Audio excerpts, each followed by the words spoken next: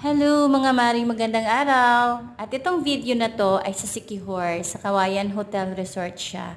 Tapos nag-rent kami dito ng drone worth of 300 para lang makita talaga yung buong view at para mas maganda yung memories na masisave namin sa pagbabakasyon namin dito sa Siquijor.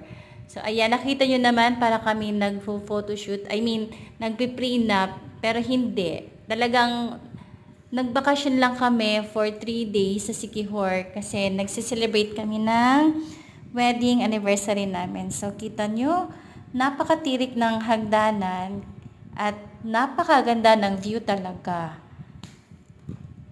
Sobrang ganda at na-amaze ako dito kahit malayo yung lugar niya at need nyo pumunta dito ng napakaaga kasi around 20 groups lang ata ang tinatanggap nila dito.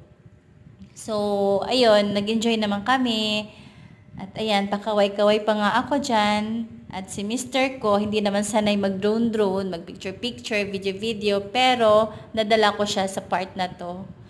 So, ayun, tapos na kami mag-gala dito sa May Kawayan Resort. Sana mapuntahan nyo din at masaksihan nyo ang lugar. Napakaganda, napaka-amazing talaga, napakalinaw ng dagat, napakagandang view. Kahit hindi na kayo mag-pictures, mag-rent na lang kayo, kahit may sarili kayong drone, much better yun. Para mas makuha nyo yung intense talaga ng view dito sa part na to. Yan lang, bye-bye!